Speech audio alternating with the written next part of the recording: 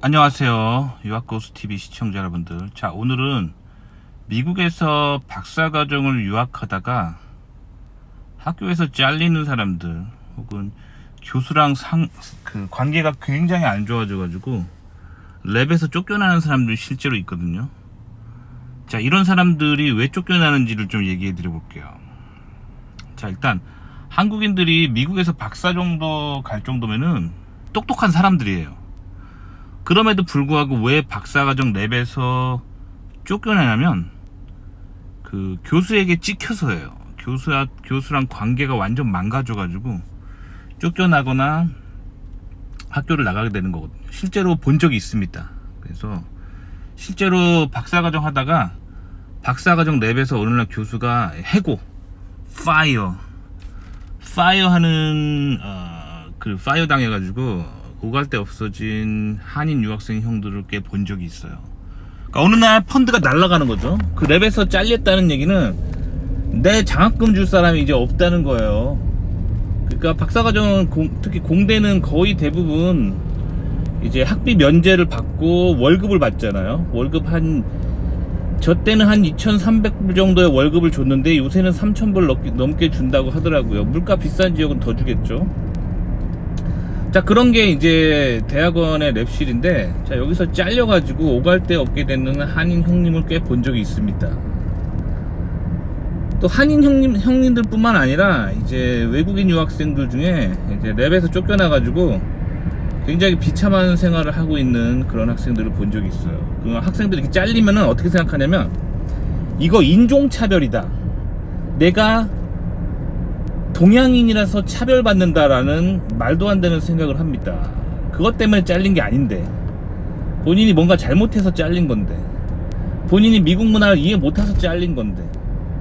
그렇기 때문에 제가 이 부분을 항상 강조하는 거예요. 인간은 문제의 원인을 자기 자신에 있다라고 보고 싶지 않습니다. 인간은 문제의 원인을 항상 남에게서 찾으려고 해요. 아시겠죠? 그렇기 때문에 이 인간은 항상 이렇게 고통받는 거예요. 거의 대부분의 우리의 사는 삶에서의 문제는 내 자신에게 있습니다. 그래서 자, 한국인들이 왜 그 교수랑 관계가 틀어지고 랩실에서 쫓겨나는지 얘기해 드려 보도록 하겠습니다. 자, 이게 한국의 예의에 대한 왜곡된 자아를 가지고 있기 때문이에요. 그러니까 한국에서 좀 공부 잘한다고 하는 애들은 사실 고등학생만 돼도 상당히 똑똑합니다. 뭐 고등학교 1학년을 무시하면 안 돼요. 고등학교 1학년이면 뭐 사실 중학생도 무시하면 안 돼요. 그 중학생들이 애들 같아도 중학생들 중에 되게 똑똑한 애들 있잖아요. 막 전교 1등 하는 애들 있잖아요. 요런 애들은 지적인 능력이 그 웬만한 어른의 어른을 뛰어넘어요. 그렇기 때문에 얘네들이 다 알아요. 알 거 다 알아요. 그래서 논리적으로 어떤 이야기를 하거나 그럴 때 이제 어른들이 자기가 논리에서 지면은 예의 없다고 하는 거예요. 그러니까 예를 한번 들어볼게요. 제가 미국에서 처음에 유학 와가지고 미국에서 저희 동네에 살았을 때 와이프가 입던 옷이 있었는데 커피를 마시다 흘려가지고 옷이 이렇게 얼룩진 거예요. 그래가지고 세탁소에 이거 드라이 클리닝 해야겠다. 좀 고급 옷이었거든요. 제가 이제 결혼할 때 와이프한테 사준 좀 고급 옷이었어요. 좀 비싼 거. 그러니까 소중한 거기 때문에 돈보다도 와이프가 이제 소중한 거기 때문에 결혼할 때 사준 거니까 얼마나 소중해요. 그래서 와이프가 되게 아껴 입는 옷이었기 때문에 이제 드라이 클리닝을 하러 이제 제가 세탁소를 갔는데 한인 세탁소가 있는 거예요. 한국인 아줌마가 세탁소 주인인 거예요. 그래서 제가 세탁소에 옷을 맡겼어요. 와이프랑 같이 가서 맡겼어요. 그리고 나서 옷을 받으러 갔는데 커피 자국 있는 데가 완전 옷이 회색 옷이었거든요. 회색 그레이. 근데 커피 자국이 있는 데를 뭔가 락스 같은 걸로 완전 독한 약품을 거기다 써서 그거를 이제 때를 빼려고 하다가 거기에 화이트 스팟이 남는 거. 완전 대따 큰 하얀 그 색깔의 구멍이 난 듯이 이렇게 옷이 그렇게 돼버린 거예요. 옷이 완전 망가진 거죠. 못 입는 거죠. 그래서 제가 그 세탁소 주인에게 이거를 뭐랄까 이렇게 됐으니까 변상을 해주시라고. 그래가지고 그러면 이제 뭐 별 문제 안 삼겠다 하고 이제 그 제가 얘기한 거는 그 옷이 그게 새 거였어요. 새 거였기 때문에 그 옷값에 거의 이제 새 거니까 옷값을 변상해 주면 된다. 그리고 이게 당신들도 드라이 클리닝 한 비용이 있으니까 드라이 클리닝 한 그 비용은 내가 빼주겠다. 변상을 해줘라. 하고 영수증은 이제 이렇게 얘기를 했어요. 굉장히 논리적이죠. 왜냐면 그 사람이 내 옷을 파괴했고, 지금 와이프의 옷을 파괴했고, 변상을 해주고, 대신에 당신들도 드라이 클리닝 하느라고, 뭐, 사실 좀 봐준 거죠. 사실 다 받아내야 되는데, 드라이 클리닝 정도는 빼드리겠습니다.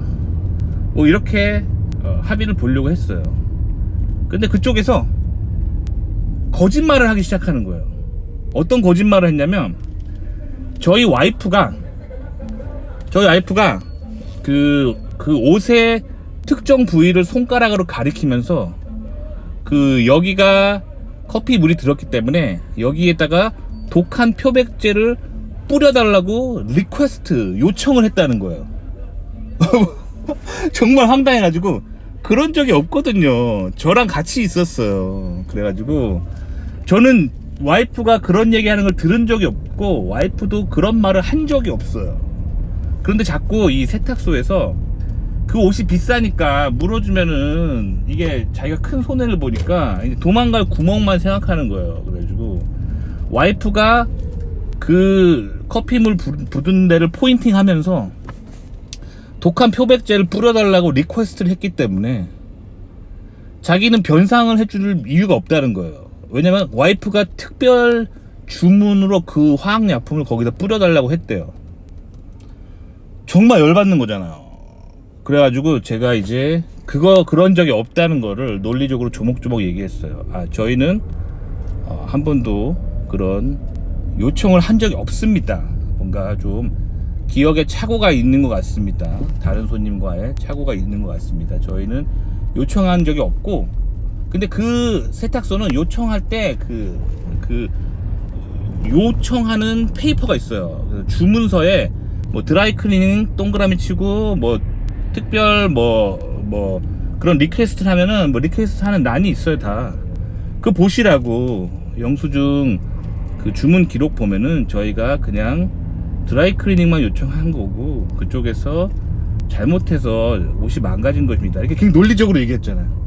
논리적으로 얘기하니까 자기가 논리로 안 되는 거야. 그러니까 그때부터 이 아줌마가 싸가지 없는 놈들이라는 그 유교식 논리를 시전합니다. 어디다 어른한테 대고 그렇게 눈을 부라리면서 그렇게 어디 어른한테 큰 소리 치냐고. 그래서 어른한테 큰 소리 친다는 그 논리를 이렇게 계속 시전하니까 저희가 그 뭐 이길 수가 없는 거예요. 아니 뭐 논리가 없어. 그냥 무조건 어른은 맞아. 어른이 신이야. 어른이 정이야.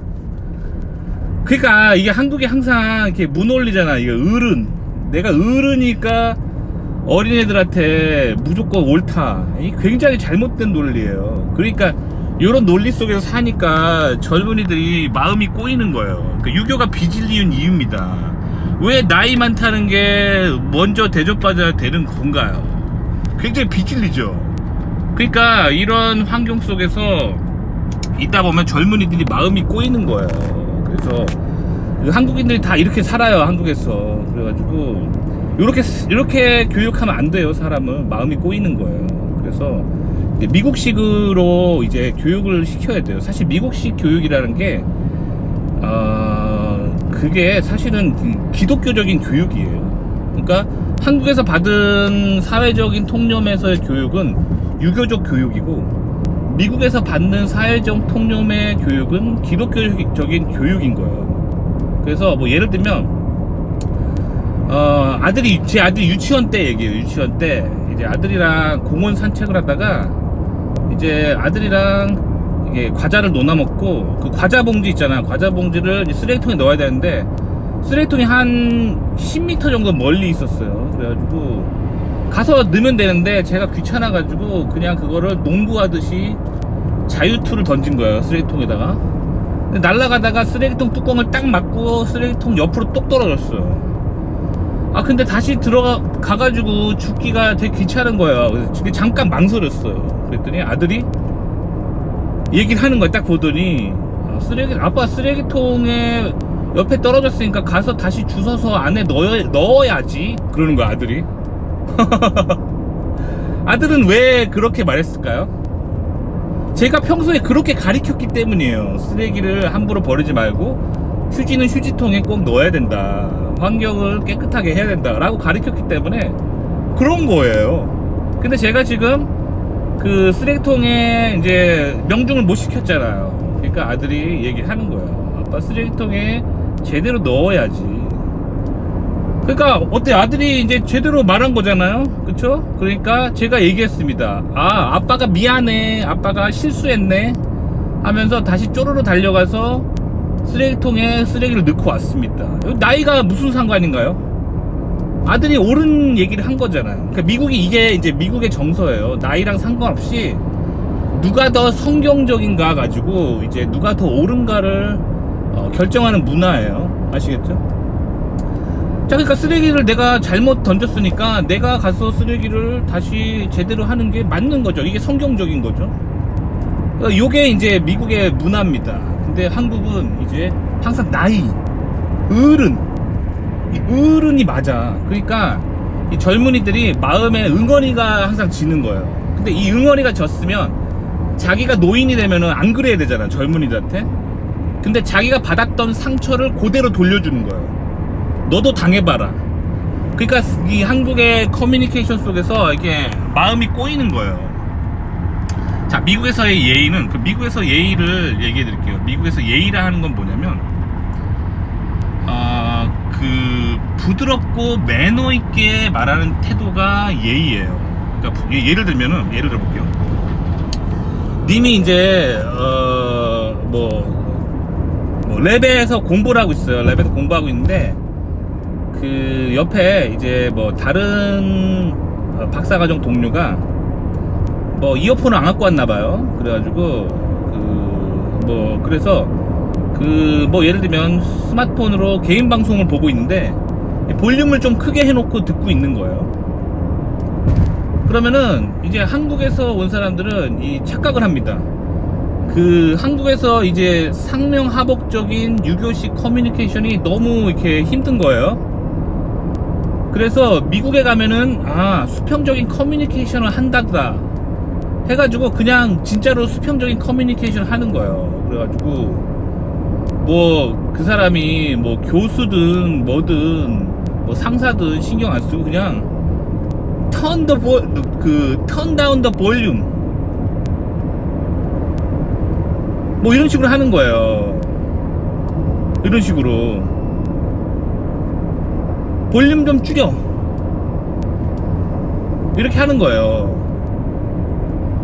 그럼 그렇게 하면 안 되는 거예요. 이게 너무 예의 없고 싸가지 없는 거예요. 자, 그럼 그 미국에서는 예의라는 거는 그 부드럽고 매너 있게, 사실 매너가 예의라는 뜻이지만 이 예의라는 뜻이 다르다는 거예요. 한국 사람이 생각하는 예의랑. 그러니까 서로 부드럽게 어떤 형식을 조금 있는, 서로 존중하면서 그렇게 얘기하는 게 이제 미국에서의 예의입니다. 예의. 아시겠죠? 그러니까 예를 들면 이렇게 조금 부드럽게 말하는 거죠. Do you mind? Do you mind if I ask? 이게 뜻이 뭐냐면 내가 이렇게 요구해도 기분 나쁘지 않겠지. 어때요? 굉장히 예의가 있죠.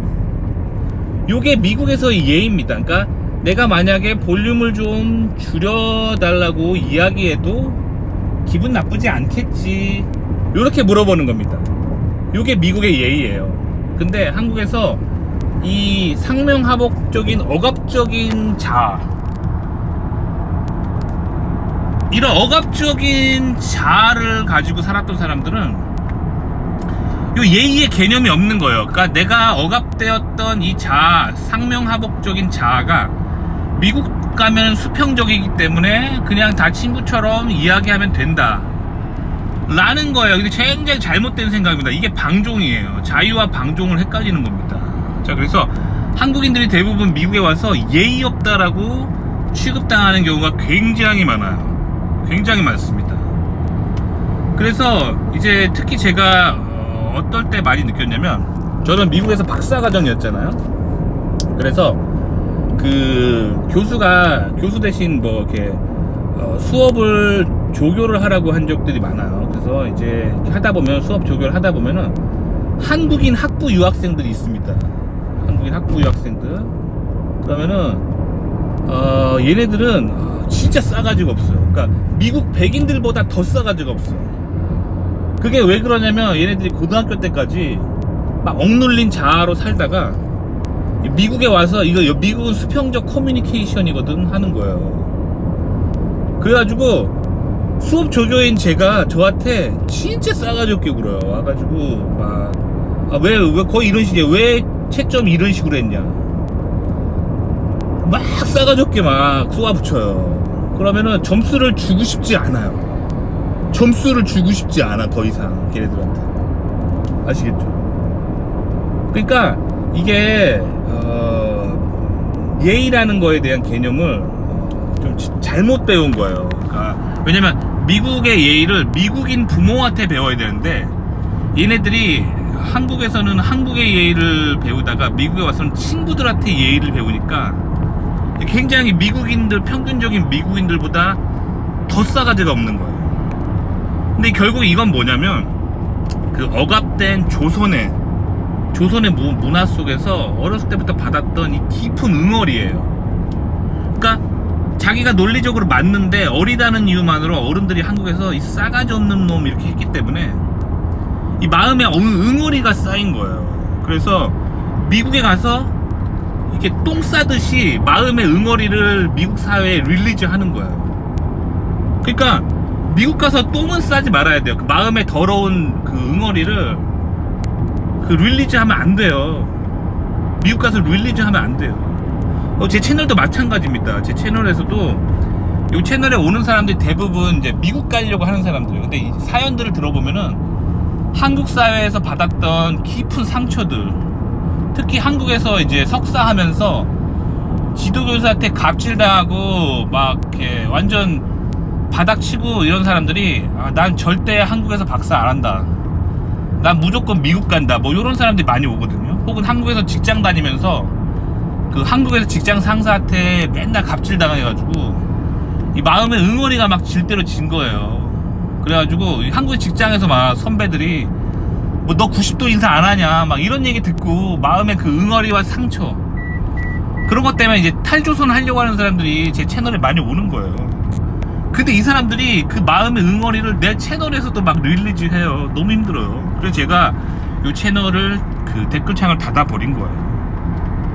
제 채널은 감정의 쓰레기통이 아닙니다. 여기는 그 마음의 더러운 응어리를 똥 싸는 화장실이 아니에요. 저는 화장실이 되고 싶지 않았기 때문에 채널을 닫은 겁니다. 아시겠죠? 아직도 생각나는 한 구독자가 있어요.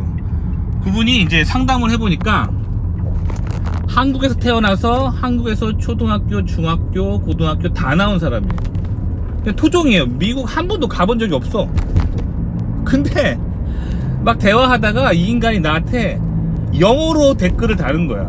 영어로. 얼마나 싸가지가 없어. 왜 영어로 댓글을 달았냐면, 이 인간이 나한테 존댓말 하고 싶지 않아서. 그러니까 사실 나도 존댓말을 쓰고, 나도 그 사람한테 존댓말을 쓰고, 그 사람도 존댓말을 썼어요. 그 한국의 국어의 기본적인 표현이에요. 안 친한 사람은 나이를 떠나서 서로 존댓말을 하는 거예요. 근데 이 인간이 나한테 존댓말하고 싶지 않은 거야. 그러니까 영어로 막 댓글 달아. 이게 싸가지가 없는 거. 이게 그 말할 그 조선에서 받은 조선식 그 에듀케이션 시스템에서 받았던 상처입니다. 그러니까 요런 사람들이, 그래서 제가 이 사람 딱 봐도 요대로 미국 가면은 교수랑 완전 망가집니다. 그러니까 이거 뭐 가봤자 시간 낭비예요. 이 사람은 가서 박사과정 중간에 교수가 나가라고 할 겁니다. 그러니까 사실 요게 진짜 위험한 거예요. 한국에서 똑똑한데 늘 나이 때문에 어른들이 찍어 눌렀던 그 상처, 그것 때문에 미국에 가서 방종을 하게 돼요. 자, 제 친구 얘기를 좀 해볼게요. 자, 그래서 이제 어렸을 때 특목고 가면 안 돼. 특목고가 그런 정서를 부추겨요. 특목고 공부 어린 나이에 그 훌륭한 인격을 기르고 그 사회생활을 배워야 될 아주 중요한 시기가 초중고등학교거든요. 요 시기에 특목고에 가게 되면 그 공교육 초중고등학교에서 가장 중요한 덕목인 사회생활과 인간관계를 배워야 될 시간에 그걸 못 배우고 대학 명문대 가기 위한 어떤 특공대처럼 스파르타식 교육을 받는단 말이에요. 그러니까 인격이 다 망가져 버려요.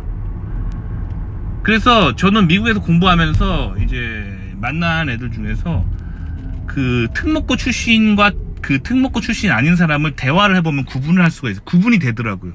특목고 출신들 특징이 인격이 망가졌어요. 완전 망가진 채로 그 머리에 지식만 많아요. 그래서 굉장히 위험한 사람들이에요. 그 특목고 중에서 제가 경험한 최악의 특목고는 한복을 입고 공부한 특목고예요. 이건 진짜 최악이에요. 왜냐면 그 스파르타식 그 조선 엘리트 교육을 받는데 여기다 학교에서 민족주의를 섞어버려요. 그러니까 유교를 따로 배우는 커리큘럼이 있어. 그러니까 얘네들 마음이 완전 꼬이는 거예요. 그러니까 이게 진짜 유교식 그 나이의 논리, 그래서 그 사회적 정의보다 나이가 더 중요한, 어디 어른한테 말대꾸해. 아이가 올바른 걸 말했음에도 불구하고 어디 어른한테, 어른이 틀렸음에도 불구하고 어디 어른한테.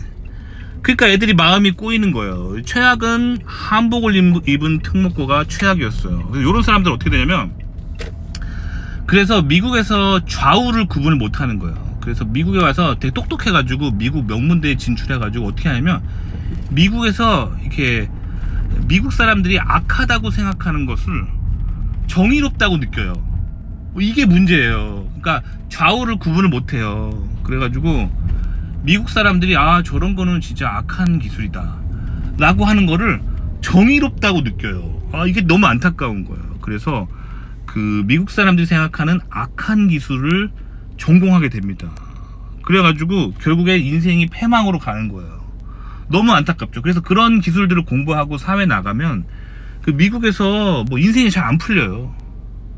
왜냐면 미국 사람들이 생각했을 때 저거는 진짜 바른 길이 아닌데 라는 거를 공부를 하는 거예요.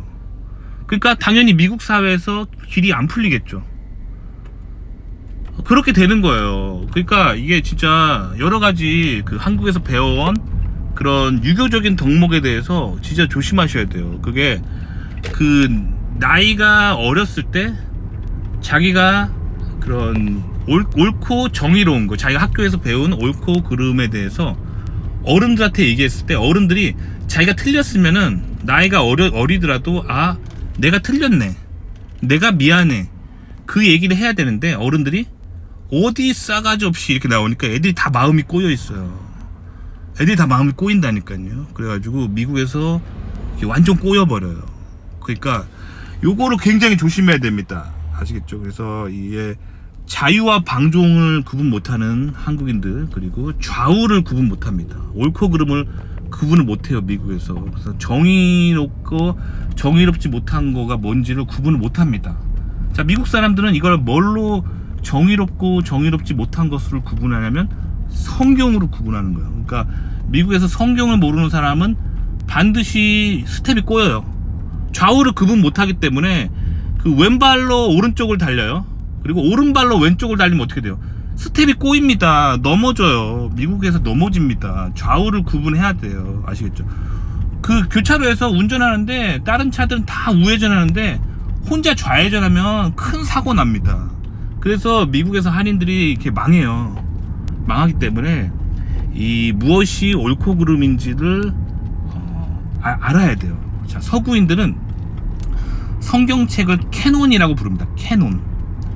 캐논의 뜻은 가치의 척도라는 뜻이에요. 그만큼 미국 사람들이 옳다, 그르다의 개념을 그 성경을 가지고 분류를 한다는 거예요.